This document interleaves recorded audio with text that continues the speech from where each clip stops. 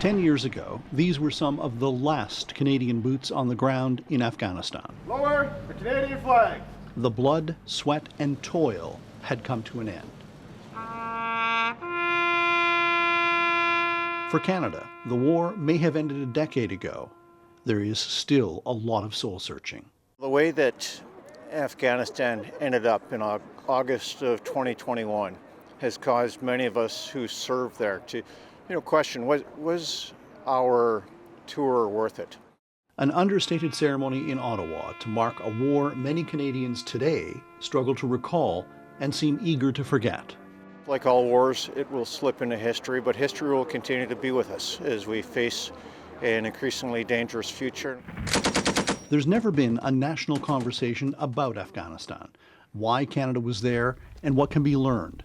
Some experts say Canadians have a hard time talking about war. Have we come to grips with Somalia? Have we come to grips with Rwanda? Have we come to grips with the Balkans and the myriad of activities we did there? So if we're expecting to come to grips with Afghanistan, and we haven't even discussed all of these other things that took place in the decade beforehand, then how can we have a conversation? The reluctance to face the past became even stronger in 2021 when the Taliban roared back to power, reimposing their brutal rule and undoing everything the Allies fought to achieve.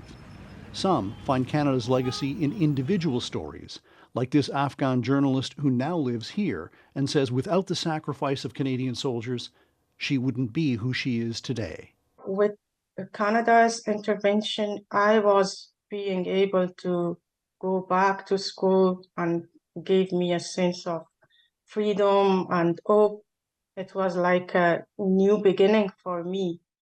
Marie, you spent a lot of time in Afghanistan covering the war and continue to report on the Canadian military. How do today's armed forces compare to the army that marched out of Afghanistan? Well, Ian, the army that left Afghanistan was battle-tested and with mostly modern equipment. And what we've seen in the last decade is an erosion. Many of the soldiers and leaders who fought there have retired. The D&D is having trouble recruiting and holding on to people today.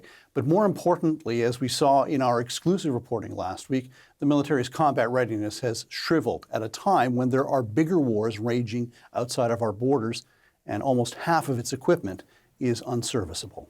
And Marie, you broke that story about military readiness, and we appreciate your reporting tonight. Thank you very much. Thank you.